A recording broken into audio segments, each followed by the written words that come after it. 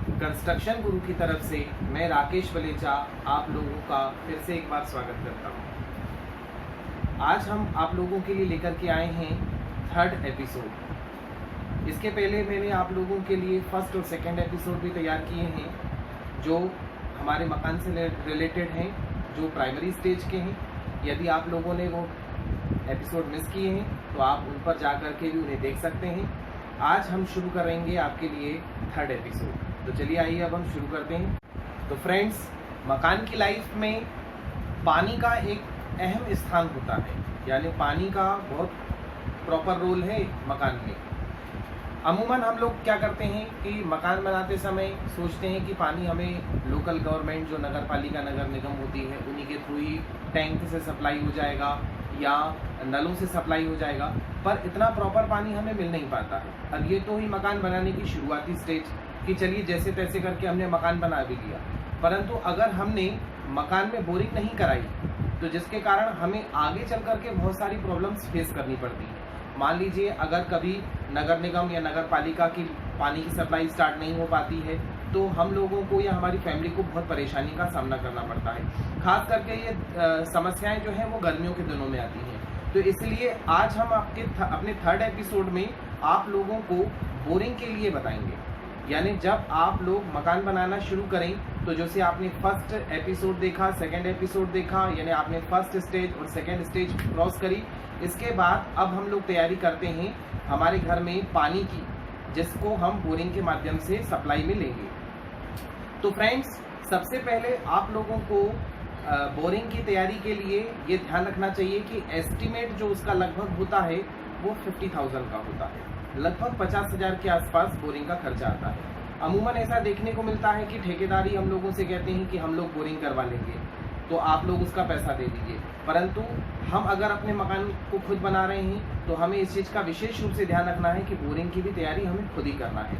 इसके लिए आपको कुछ नहीं करना है, जो भी इस बोरिंग के डीलर होते हैं, यानी जो भी मकानों में बोरवेल का काम करते हैं, आपको उन डीलरों से बोरवेल के एस्टीमेट कलेक्ट करना है। यानी आप हर एक डीलर के पास जाएं, मेरा मकान है, मुझे मकान बनाना है, प्लॉट है, वहाँ पर मुझे मकान की तैयारी करना है, इसके लिए मुझे बोरिंग करवाना है। तो बोरवेल का आपको वो अपना एक एस्टीमेट तैयार करके देगा कि कितने फिट हम इसकी लेंथ लेंगे, यानी गड्ढा जो रहेगा वो कितने फिट रहेगा, बोर जो खुदेगा वो कितने फिट रहेगा, और इसी के साथ उसमें कितने पाइप्स जाएंगे, और इसी के साथ पाइप के साथ साथ बाकी की जो एसेसरीज यूज़ होती हैं, सबमर्सिबल कौन सा यूज़ होगा। तो ये सारी चीज़ें आपको वो अपने एस्टीमेट में तैयार करके देगा। इसी तरीके से आप हर एक दुकानदार से अलग अलग एस्टीमेट कलेक्ट कर लीजिए।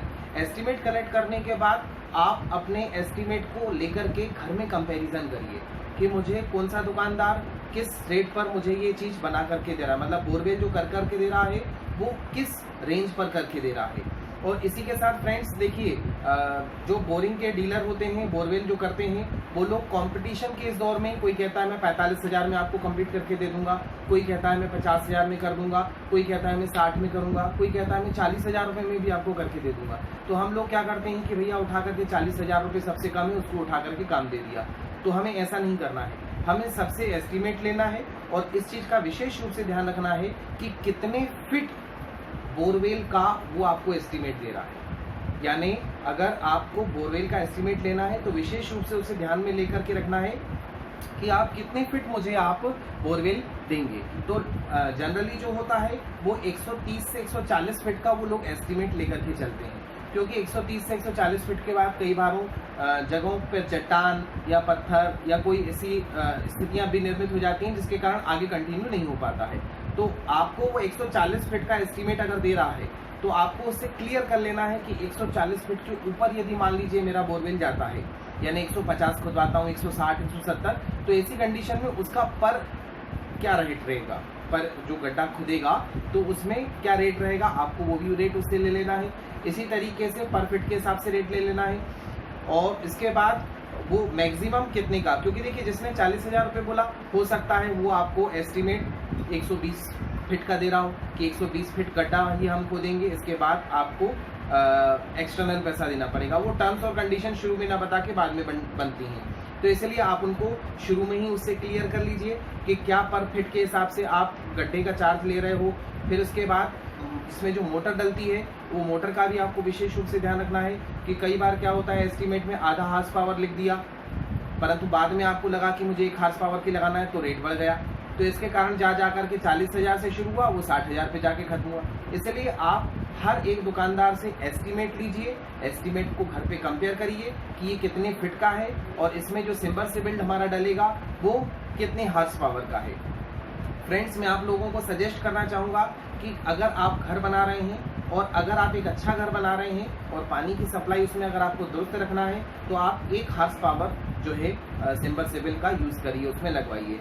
देखिए कई बार क्या होता है दुकानदार या डीलर जो होते हैं वो लोग कहते हैं कि आधा हार्स पावर पर्याप्त है, 1 हार्स पावर क्या करेंगे, किसान तो नहीं है आप, परंतु हमें अपने घर के लिए प्रॉपर पानी चाहिए तो हमें 1 हार्स पावर लगवाना चाहिए। 1 हार्स पावर अच्छा होता है, 1.5 हार्स पावर फिर किसानों के लिए हो जाता है, फिर 2 हार्स पावर आगे तक भी जाते हैं, 4 हार्स पावर तक भी जाते हैं, परंतु हमें अपने घर के लिए 1 हार्स पावर पर्याप्त होता है। तो 1 हार्स पावर के अकॉर्डिंग और कितने फिट जो है वो बोरवेल खोदेंगे उस हिसाब से आप उनसे एस्टीमेट लीजिए कि आप हमें कितने फिट गड्ढा खोद देंगे, बोरवेल खोद करके देंगे और उसमें कितने हार्स पावर का सबमर्सिबल डालेंगे।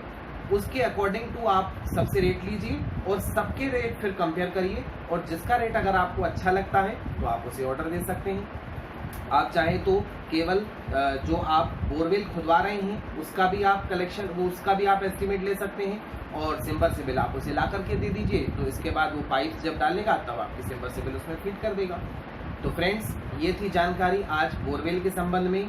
अब बोरवेल के संबंध में जानकारी हमारी खत्म होती है।